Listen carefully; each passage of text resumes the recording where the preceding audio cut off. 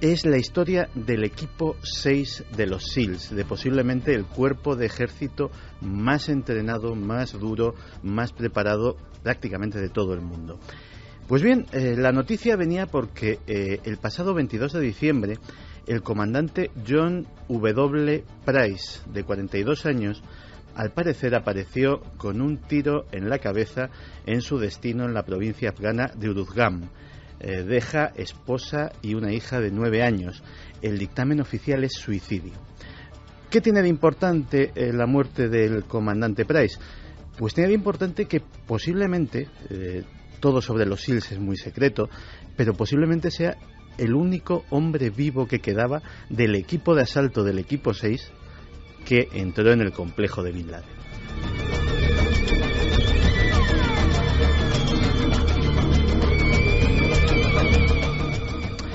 Y digo bien porque, aparte de la multitud de incongruencias que ya las tratamos en estos micrófonos y en Cuarto Milenio, de lo que sucedió aquel 2 de mayo de 2011 en Pakistán, pues después de eso, en el mes de agosto, 22 hombres de los SEALs murieron en un accidente / atentado, todavía no está esclarecido, de helicóptero también en Afganistán. O sea, el núcleo duro de todo ese equipo, que vimos en acción en imágenes famosísimas que dieron la vuelta al mundo, cae o es derribado o se estrella en un accidente del que todavía no se saben las causas precisas a día de hoy. En un accidente extrañísimo. De entrada, es extraño que lo sepamos, porque, para que te hagas una idea, los SEALs no mueren. Las muertes de los SEALs nunca se anuncian. Las muertes de los SEALs siempre se achacan a accidentes en entrenamientos, a accidentes en otro tipo de unidades. Imagino que, como pasa incluso en España, en determinados ámbitos de lo militar son secreto de Estado. Son tan secretos que nadie sabe la identidad de los SEALs, solo sus propios compañeros y gente con clasificaciones de secreto muy altas. Para que te hagas una idea, los SEALs se dice que son secretos hasta para ellos mismos, desde el punto de vista de que un SEAL no sabe lo que va a hacer mañana. Tienen que estar preparados en todo momento y mañana pueden recogerles y mandarles a la otra punta del mundo a que les expliquen una misión que van a hacer pocas horas después. Así es su vida. Pero es que además esos 22 hombres, que fue el día que más soldados americanos murieron en un solo día en la guerra de Afganistán, es decir, no fue cualquier cosa, viajaban en un mismo helicóptero. Eso iba en contra de lo que se llaman los protocolos de dispersión. Los SEALs, como mucho, una cantidad de estas, podrían haber ido como poco en 3 helicópteros. Los SEALs son armas preciosísimas, muy caras. El entrenamiento de un SEAL cuesta, de un solo hombre, cuesta millones de dólares. Los cuidan como si fueran aviones de combate humanos. Es decir, claro, tropas de superélite. Efectivamente, eso es un elemento muy caro, con una capacidad táctica enorme y que se cuida, se mima hasta límites increíbles. Pero es más, iban en un helicóptero de la Guardia Nacional. Los SEALs tienen sus propios helicópteros blindados. Para hacernos una idea, la diferencia entre un helicóptero de los SEALs que estaban disponibles aquel día y el helicóptero en el que presuntamente iban es como si cogemos una furgoneta de reparto de pan y la comparamos con un carro blindado. Pues esa diferencia en el blindaje es la diferencia que hay entre esos dos tipos de helicópteros. Un helicóptero normal de los SEALs aguanta perfectamente el impacto de un lanzagranadas, que al parecer fue lo que derribó este helicóptero.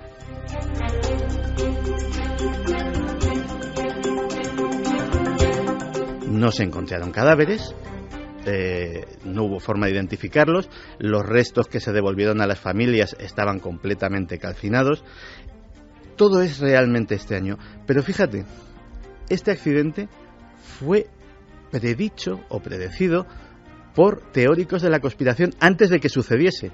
Concretamente, Alex Jones, del que ya hemos hablado en este programa. ¿Quién era Alex Jones? Alex Jones es el hombre que nos trajo esa grabación del Bohemian Group.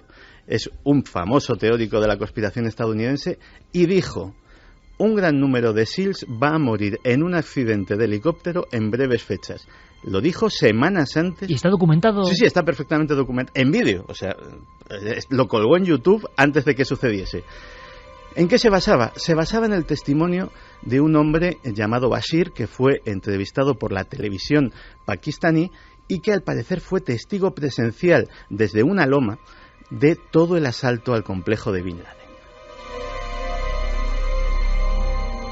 Como bien decía Santiago, si lo de Pons Prades era raro, esto también ya alcanza unas cotas y esto es muy reciente.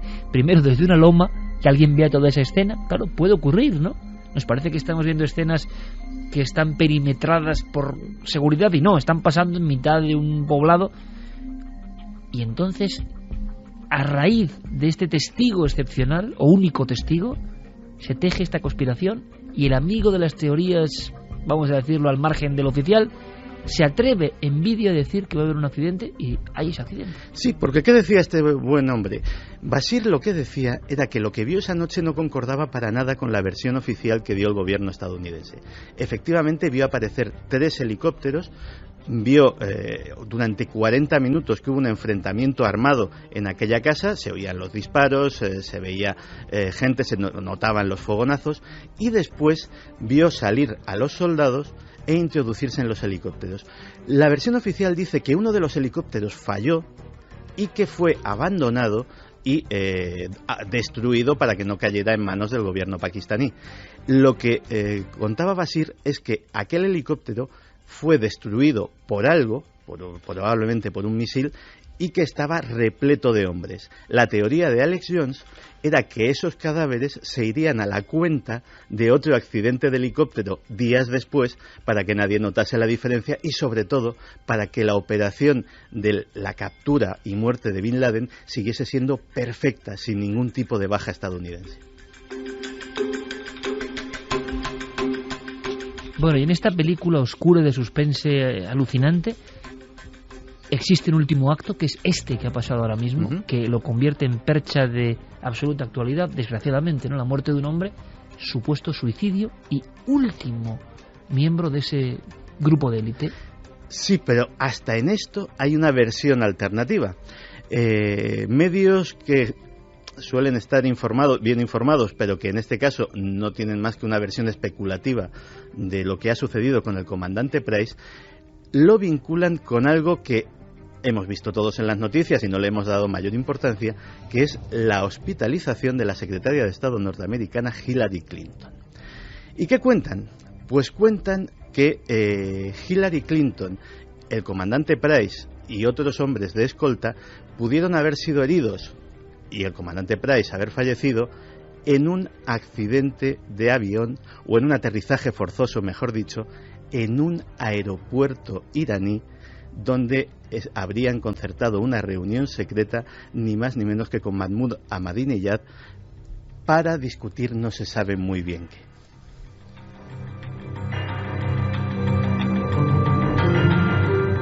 ¿Situación actual, por tanto, del enigma de Bin Laden y de las últimas muertes? Pues la situación actual es que probablemente, también hay una teoría conspirativa que dice que evidentemente todo lo que se contó era falso y que se han ido eliminando sistemáticamente a los únicos que podían contar la verdad, que eran los soldados presentes. Esa es la superconspiración. Esa es la superconspiración, que obviamente en ese caso al comandante Price lo suicidaron, más que suicidarse. Claro, deben que muera todo el equipo que sabe la verdad. Y además con lo que hicieron con Bin Laden, el tirar el cuerpo al mar, que luego se dijo que no, que hay tanta oscuridad y tanta polémica en eso. A ver qué cuentan ahora nuestros oyentes, que siempre son una fuente muchas veces de pura inspiración, ¿no? En sus comentarios, en vuestros comentarios, a veces nos enteramos de muchísimas cosas, de cómo respira, ¿no?, la sociedad realmente, de cómo llegan estos temas que aquí podemos contar de una forma, pero que luego son, digamos, receptados, ¿no? No se ha vuelto a saber nada, ¿no, Santi, de lo del cuerpo de Bin Laden? No, para nada. Yo además tengo una teoría, nunca se verán imágenes de Bin Laden muerto ese día ni de ese asalto, porque honradamente nunca me he creído nada de lo que se dijo sobre lo que sucedió esa noche. Es mi teoría personal y bueno, la tuya y la de mucha gente que no se lo creyó. Claro. Ahora vamos a ver cómo está ese tema. Vamos a tocar un poco, ¿no?, el inconsciente colectivo de cómo respira esa historia. Punto final, Santi. Solo voy a dar un dato sobre las incongruencias de esa noche, pero es un dato que se menciona muy poco y a lo mejor a nuestros oyentes se lo dejo ahí y les deja para pensar.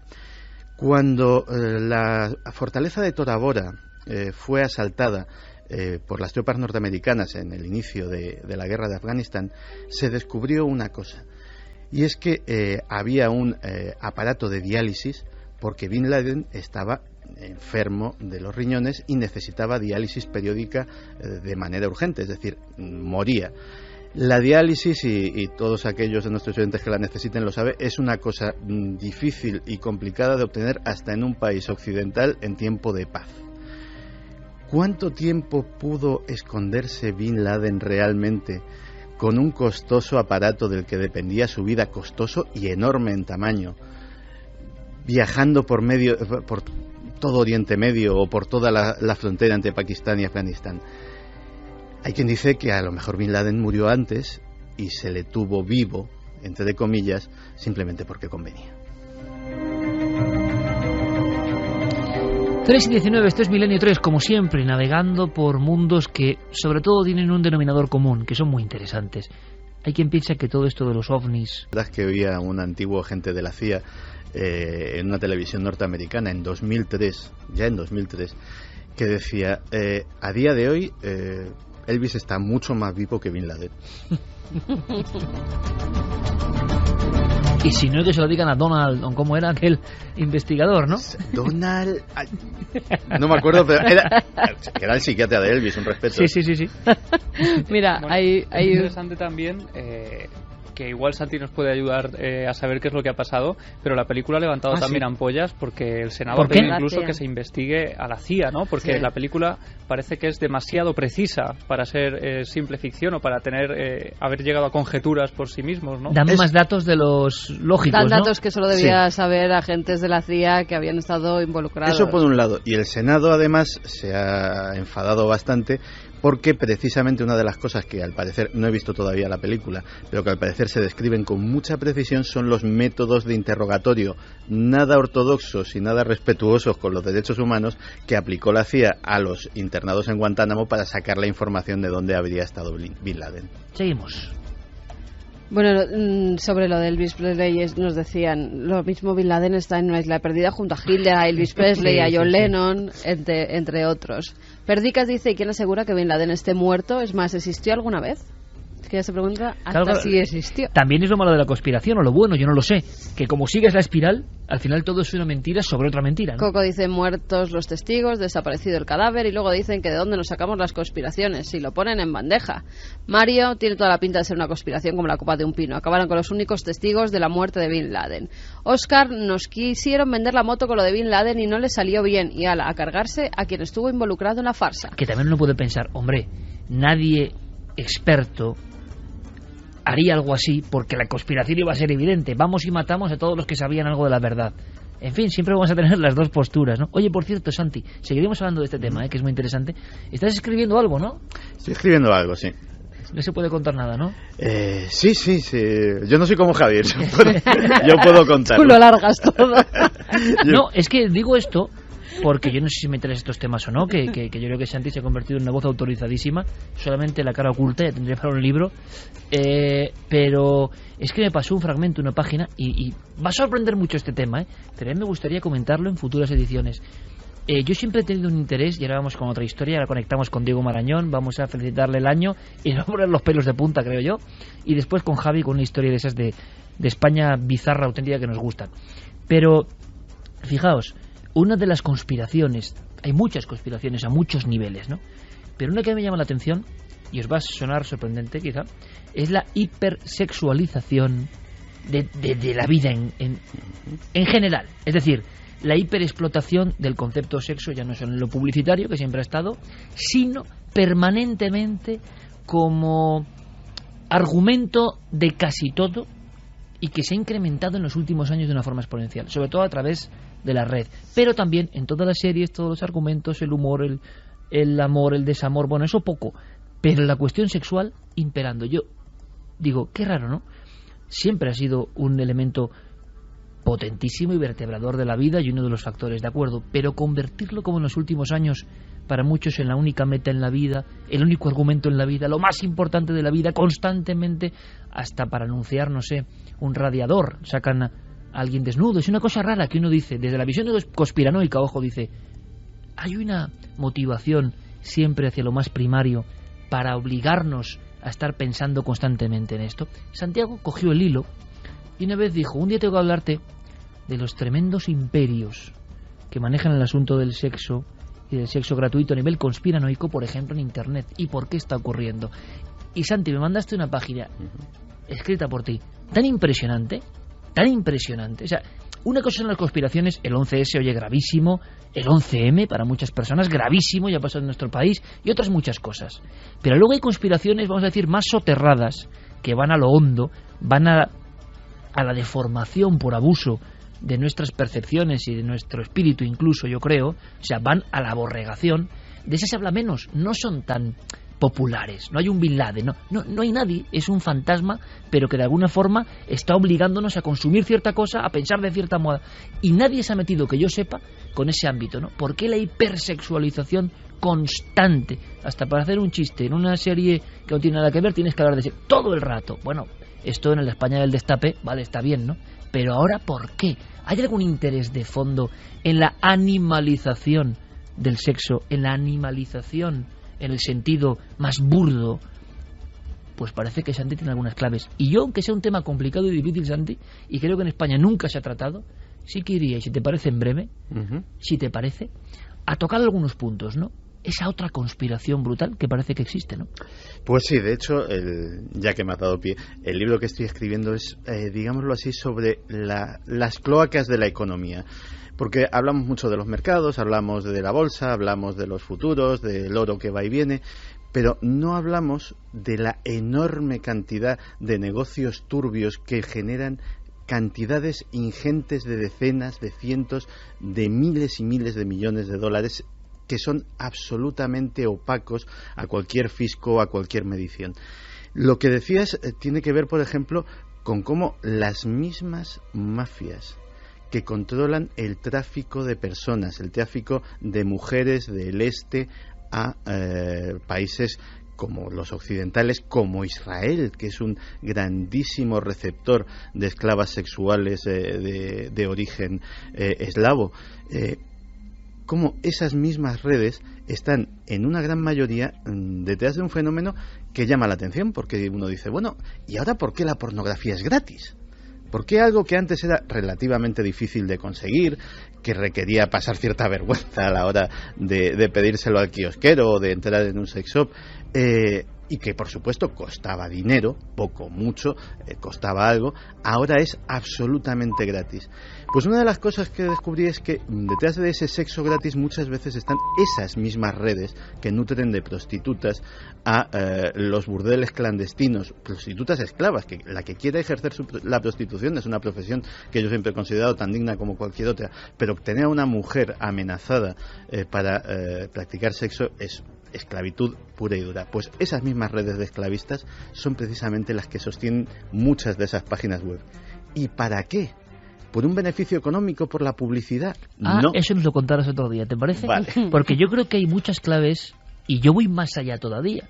Por encima de las puras mafias, la gente no es consciente. Imagino que la gente dice, oye, mira aquí, pornografía gratis, vamos a... Hay algo muy de fondo, mucho más poderoso, que intenta convertir al ser humano en algo más pegado a lo instintivo siempre, a lo irracional siempre, al impulso primario siempre. Si oiga, si eso está muy bien y tal, pero todo el rato, pero coordinando la sociedad, coordinando los impulsos, oiga, ¿y por qué no hay nada que vaya, aunque sea no en un hueco del ser humano, a lo más sensible? Pueden decir algunos a lo más solidario, bien, pero a lo más sensible, a lo más espiritual, a lo más elevado, a lo más creativo. No.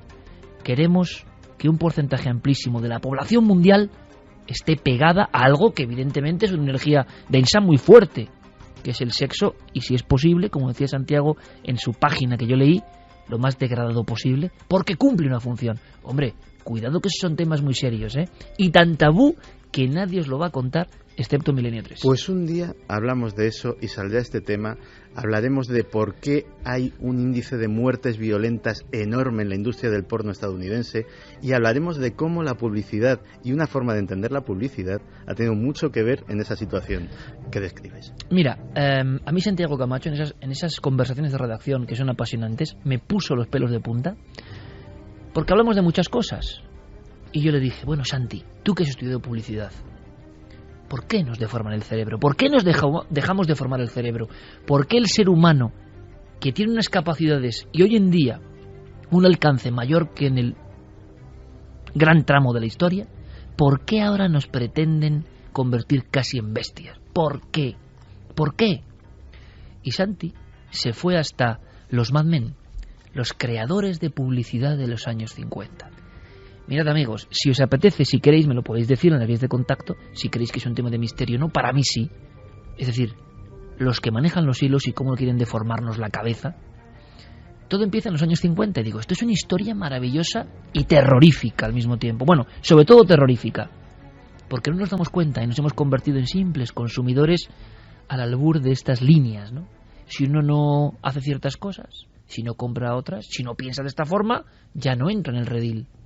Ya estás fuera. Bueno, pues vamos a contarlo, Santi. Lo haremos. Te emplazo a ese monográfico que va a levantar ampollas. Y nosotros, de inmediato, y por supuesto recibimos todo tipo de informaciones, y si a alguien le interesa o cree que no debemos contar eso, pero a mí me impresionó mucho ese texto de Santiago y fue simplemente una página. Pero dije, hombre, aquí alguien mete el dedo en la llaga, ¿no? La deshumanización absoluta a través de ciertos reclamos infalibles, ojo. Incluso poniendo Milenio 3, a determinadas personas le pones la pornografía gratis y van a la pornografía gratis. Lo sabemos muy bien en la televisión, ¿no? Es decir, estás haciendo un gran programa, pero te ponen una peli... lo llevas claro, claro. Es decir, un reclamo muy poderoso. ¿Se está empleando bien? ¿Se está empleando lógicamente? ¿O hay algo detrás? Lo analizaremos. Ahora vamos, en este sentido, a ahondar en nuestros temores más profundos. Decía Carmen, temores como especie, que los tenemos ahí, decía el doctor Cabrera siempre, cuando éramos monos, si es que fuimos monos, no lo sé, cuando éramos monos y estábamos por los árboles, me imagino que sí, llegaban las arañas, subían por los árboles y nos picaban. Y de entonces, dicen algunos, en nuestro cerebro reptiliano más profundo ha quedado un temor a un animal que, salvando algunos casos concretos, la viuda negra, o una gran tarántula, o la migala, pues no son tan peligrosos, ¿no? Pero en nuestra mente hay como un rechazo muy fuerte. Vamos a hablar de esos animalitos.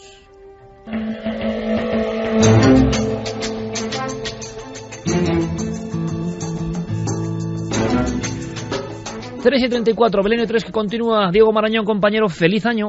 Feliz año a todos, ¿qué tal estáis? ¿Con buena temperatura o mucho frío y seres extraños, 3 seres extraños allí por tu tierra cántabra maravillosa? Pues mira, con 9 grados y un cielo despejado, la verdad que un poquito de frío, la verdad. ¿Estás oteando el horizonte? ¿Has visto a los Reyes o no? Tengo miedo de salir al pasillo ahora mismo porque he escuchado un ruido y no sé si es el habitante incierto que tengo yo en casa o si es Baltasar que está por ahí haciendo de las suyas. Luego te lo cuento después. Bueno, fuera de antena. Qué genial. Esta noche yo creo que va a ser maravillosa. Diego, teníamos que resolver una historia. Sí. Una historia que cómo se cuantifica en votos. Carmen, vamos a ver si podemos... Bueno, primero, ¿cómo era la historia? El resumen, para que lo sepamos. Sí, la historia era la de un extraño coche con un aún más extraño carburador que parecía gastar demasiado poco combustible para los estándares normales de la industria. Era un prototipo que había salido de la cadena y que había llegado por error a las manos de aquel ex empleado de General Motors, o por el contrario estábamos ante una leyenda urbana. Es decir, ese coche soñado, ¿no? Que no gastaba nada y que se salió de los circuitos oficiales por error. ¿Qué dicen nuestros oyentes en ikerjiménez.com? Pues se ha creído la historia un 53,5% y piensan que es falsa un 46,5%. Hicimos aquí un sondeo y en general las personas creo que creían que podía ser, ¿no? 53% sí, es verdad. Este coche que no gastaba existió. Diego.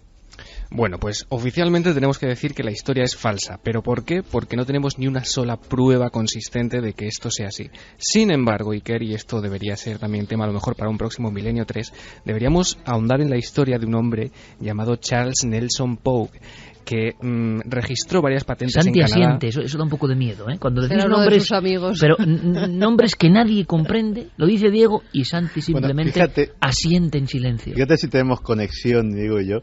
que cuando estaba dudando de quién era el doctor de Elvis, automáticamente aparece en Twitter Donald Hinton. Que Diego es un misterio en sí mismo, pero a mí cuando Santi asiente sin más me da un poco de miedo también, ¿no? ¿Qué clase de personaje es este, Diego? Bueno, pues este hombre, como te digo, era una especie de inventor, ¿no? Que registró varias patentes en Canadá, sobre todo entre los años 1928 y 1935. Entre esas patentes, en teoría, según lo que se cuenta, estaba la de un carburador que supuestamente evaporaba por completo la gasolina. ¿Qué hacía esto? Pues que conseguía explotar de manera mucho más eficaz el combustible. Esas patentes fueron, también te digo, en teoría, estudiadas por especialistas de una revista canadiense, y se dice que el estudio de Pogue, de este hombre, fue asaltado por varios ladrones que habrían robado esos carburadores y el trabajo de estudio, el análisis previo.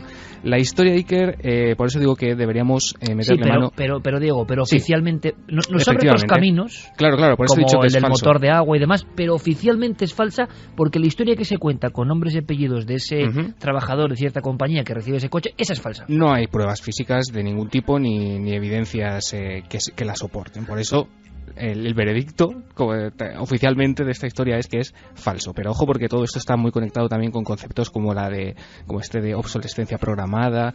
Y bueno, hay que ver, Iker, que por ejemplo esto será falso, pero la historia verdadera que ha salido infinidad de veces en los medios es la de, por ejemplo, esa bombilla que lleva encendida desde 1901 en una estación de bomberos en California. O sea que ya veremos. Y de todas formas, oyentes del programa como Alejandro Pérez, que han estado metidos en el asunto este de los carburadores, me contaban historias que te podrían dejar básicamente helado. Y él decía que nos sorprendería lo cerca que puede estar la realidad del caso que contaba. Oye, pues ya estamos contactando con el Diego y hacemos algo, porque me interesa, porque muchas veces el créelo o no puede quedarse solo en una viñeta curiosa, sino que nos abre puertas a mundos que desconocemos. Pues lo haremos si él quiere, y además yo me gusta agradecer también a la gente porque todas las semanas llegan testimonios y ayuda, ¿no?, que pretenden echar un poco de luz a todos los casos que proponemos. Es más, nos había llegado un testimonio también de una persona que trabajaba en la cárcel, en Tenerife, y que se encarga de cierta forma de cuidar, entre comillas, a la persona que acabó con la vida del que estaba bajo el colchón. Al asesino de ese anciano que estaba bajo el colchón, y nos decía, no, es una historia completamente real. Por eso, es que el créelo o no nos lleva a mundos reales totalmente, aunque en este caso Diego Marañón logró engañar, entre comillas, a la mayoría de la audiencia, 53%. Yo espero que no tengamos mucho testimonio de lo que viene a continuación, ¿vale? Diego, cuéntanos. A ti te gusta esto, ¿verdad, Iker? Yo recuerdo yo he perdido bastante miedo a las arañas en general, ya no me... Después de que le pusieron un centollo, un arañón que parecía yo recuerdo un centollo en la mano. Un inicio de un cuarto milenio en mayo de 2007, con un bonito ejemplar, ¿verdad, Iker, en tus manos? Sí, de araña tarántula roja, ¿no? Sí. Además es tan que grande como mi mano. Lo trajeron y claro...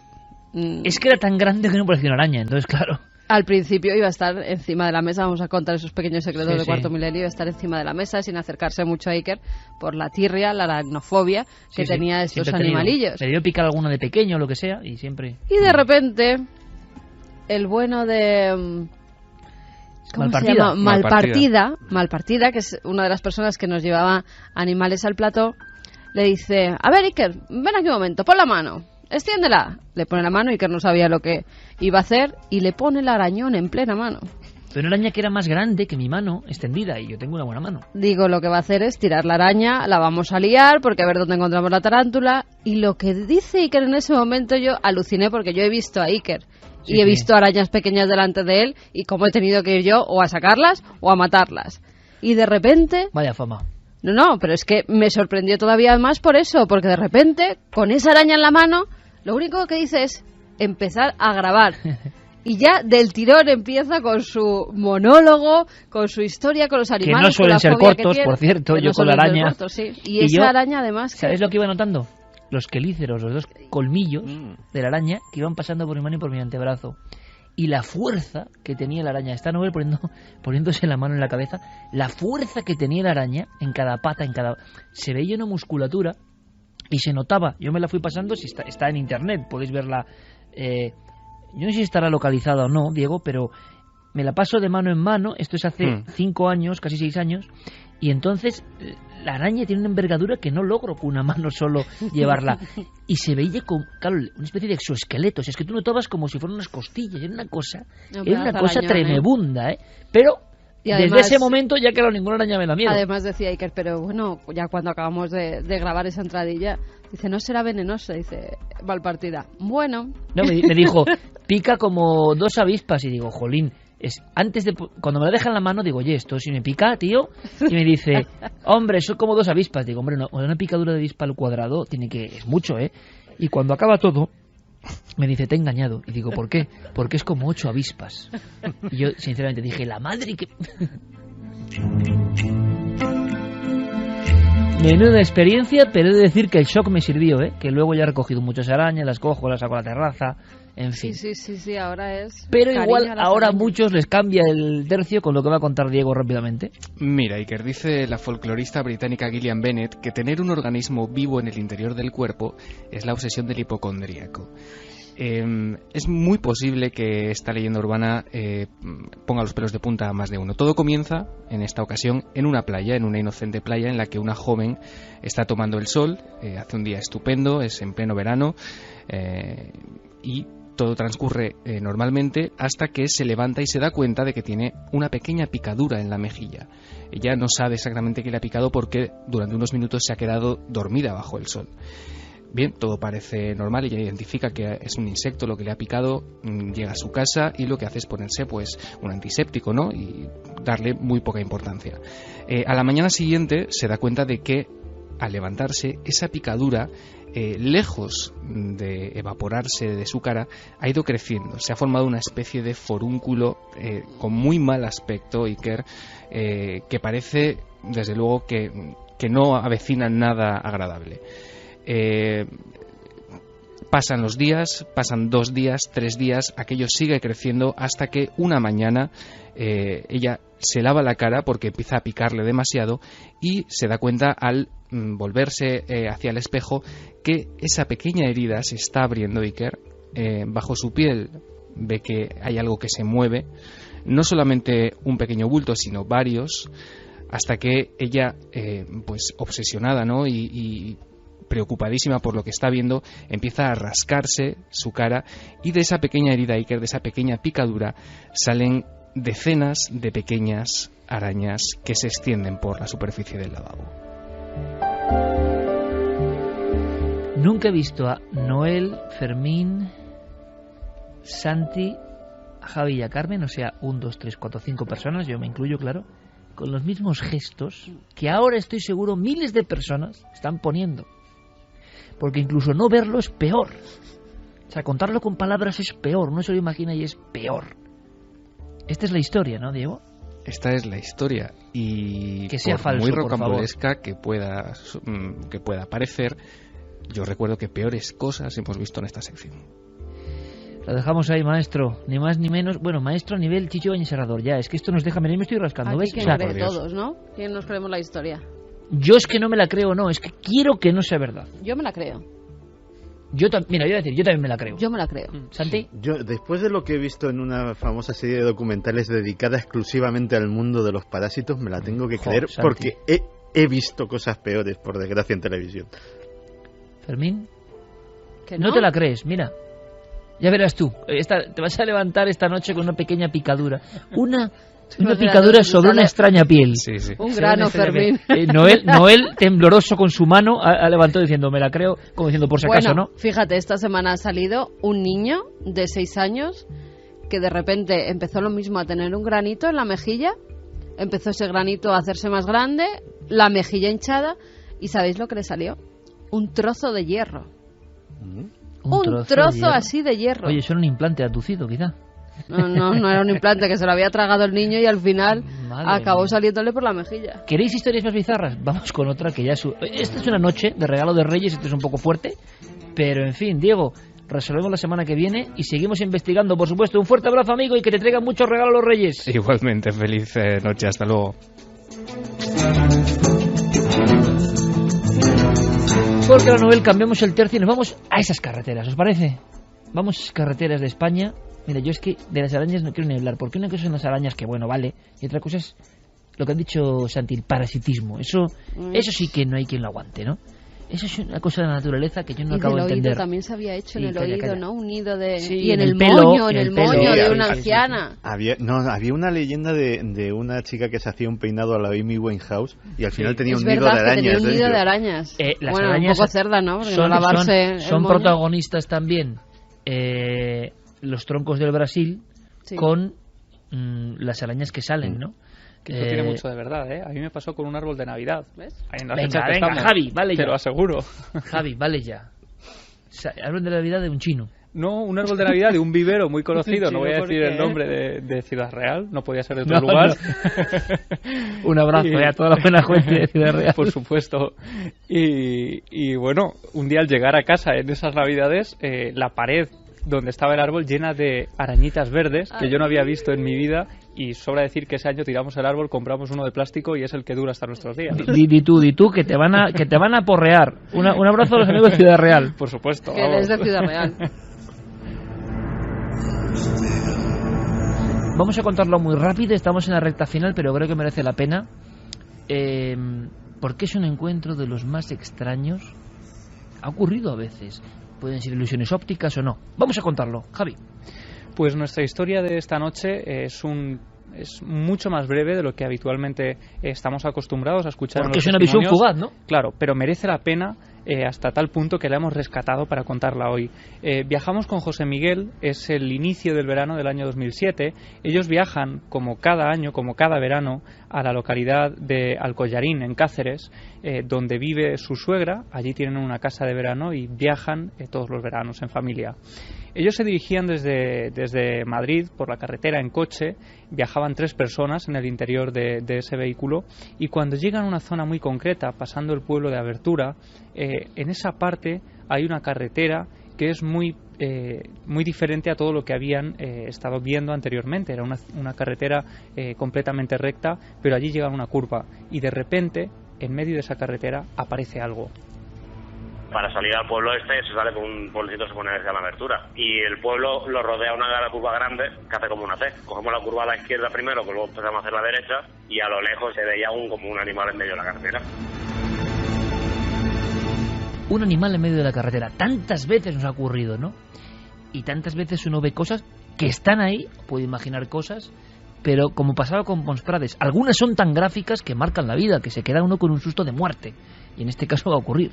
Sí, son las 2 de la madrugada. Efectivamente, los faros del coche iluminan ese bulto de algo que está agazapado en medio de la carretera, algo inmóvil que parece estar respirando muy despacio, que parece estar casi acechándolos, porque en ningún momento intenta moverse ni desplazarse del carril. Es más, es nuestro testigo el que tiene que mover el coche, casi pegando un volantazo, y es en ese instante como si no tuviese miedo del coche, ¿no? Claro, como si estuviera ahí esperándolos casi, y en ese instante, cuando los faros del coche iluminan directamente la cara de ese ser a escasos centímetros del coche, se dan cuenta de algo que los deja completamente atemorizados. A la luz del coche le dio en la cara, todos nos quedamos así mirando así extrañados. Pues bueno, a mí de lejos me pareció por eso, pues un zorrito, porque tenía los orejones típicos de un zorro. Y que fue cuando nos quedamos mirando la cara y me estaba mirando el coche, y a todos nos dio la impresión de que no era la cara de un animal, vamos, que parecía una cara de persona. Cara de persona, que no es la primera vez que yo he escuchado una historia similar, que para algunos puede tener explicación con algún tipo de animal escapado. Pero ¿cómo impacta a la gente en mitad de la noche? Y no es la primera vez que escucho esto, ¿eh? Seguimos, Javi. Él la describe, y no solo él, sino las 3 personas que van a bordo de ese coche, en esa visión fugaz que dura entre 5 y 10 segundos aproximadamente, como un ser de escasas dimensiones. Él dice del tamaño de un Yorkshire más o menos, un perro pequeñito, que respira ajetreado. Y que está como acurrucado en mitad de la carretera. El ser está acurrucado, y de repente, cuando él ve que el coche se le abalanza encima, mira hacia la dirección donde viene este vehículo, y descubren que ese ser tiene nariz humana, tiene boca humana, tiene ojos con una mirada totalmente humana, y en ese instante, presas del pánico, deciden parar el coche para ver qué es ese ser. Me tocó esquivarlo porque totalmente clavado en medio del carril y de ahí no se meneaba. Vamos, que si no lo esquivo me lo paré y me dijeron, ¿qué hace? Digo, pues a ver el animal, porque no lo habéis visto. Sí, tenía la cara muy rara. pues verle, enfocarle con la luz, verlo, esquivarlo. Yo ya miré por el retrovisor, frené, y como las luces rojas alumbraban la carretera, yo no veía nada ya. No sé si estaría, o se fue, o a lo mejor porque era de noche. Yo estoy convencido que tenía cara de persona. Claro, estos son los focos que deforman la realidad del animal, pero no lo sé, queda tan gráfico, y repito, no es la primera vez, ¿eh? Hay un tipo de simio, por ejemplo, que da este efecto en la noche, y se han hecho algunas pruebas de cara absolutamente humana. Imaginaos un simio escapado de algún lugar y que se queda ahí postrado. Ahora, el impacto y el susto, decíamos, lo haremos en otra ocasión porque no tenemos tiempo, pero hay casos en la casuística española, valga la redundancia, que se han relacionado con apariciones raras, con realmente de una bizarrez que supera esto. Incluso, por ejemplo, hay un incidente en el año 1961, fijaos si nos remontamos en el tiempo, Puerto de Barázar, en la zona cercana del Gorbea, entre Vizcaya y Álava, y un transportista asegura que ha visto una especie de animal acurrucado que le parece algo que tiene como tentáculos, como si fuera una especie de pulpo o algo similar, y que le produce un espanto brutal que casi hace que el camión se despeñe, y queda como un caso clásico que no se ha resuelto muy bien. En Cantabria hay un suceso de alguien que ve a una especie de soldado o de palo, casi no tiene ni forma humana, tocado con una especie de capirote, todo esto envuelto en un brillo, no es ni animal ni humano, y no se aparta del carril, y es el coche el que tiene que, en el año 1977. Hay casos de esta bizarrez absoluta que no sabemos ni qué son, pero bueno, que supera todo lo concebible, ¿no? Lo lógico es que sea una especie zoológica que, bueno, un caso teratológico a lo mejor, con alguna deformación, porque fíjate, hace poco me mandaban desde Venezuela una fotografía de un ser que había nacido y le pasaba lo mismo. Tenía la cara completamente humanizada. Lo que pasa que no suelen vivir. Lo extraño es que aunque por la descripción que hace parece que estaba moribundo, que estaba en muy malas condiciones, al estar así en la carretera y que le costaba respirar, según ha dicho el testigo, puede ser un caso teratológico. Pero fíjate, es muy extraño porque suelen nacer muertos. Claro, pero fíjate qué impresionante, ¿no? Una cosa que puede dar miedo, una visión que es horrible, una cosa que horripila a quien es testigo de ella, un ser con cara humana. De pronto, Carmen, cuenta dos frases y lo que sientes es lástima, porque puede ser un animal real, moribundo, perdido, seguramente sus congéneres no lo quieren ya, suele pasar con esto, ahí la naturaleza es muy terrible y lo dejan solo y tampoco sabe lo que es un coche, y puede ser un muy terrible y muy sabia, porque la mayoría de ellos no tienen posibilidades de vivir. Y se queda ya acurrucado esperando un poco la muerte, ¿no? Y ha pasado. Sí, en este caso, bueno, el animal o lo que fuera aquello, en el momento en el que ellos paran el coche y bajan a ver, a comprobar qué era, él ya se ha marchado de allí, como si se hubiera asustado quizá o se intentara esconder de ellos. Pero es cierto que este tipo de avistamientos de parece casi felinos con cara de animales, yo recuerdo haber leído precisamente hace un par de semanas en un libro, El enigma de las extrañas criaturas, de John Killing, mítico. Habla de algunos avistamientos de ese tipo en los años 70 en Massachusetts y en algunas regiones de Estados Unidos, donde se describen seres prácticamente idénticos a este zorro con cara humana. Es un tema muy interesante, muy curioso, muy impactante y que, repito, queda en los archivos, será lo que sea. Pero ahí está uno de los últimos casos, contado como siempre, trae Javier Pérez Campos en la voz directa de los que han vivido este misterio. Y lo que lanzamos ahora es, por favor, si vosotros, amigos, habéis tenido una experiencia de este tipo, no os interesa conocerlo, ya podéis escribirnos a las vías de contacto. Terminamos.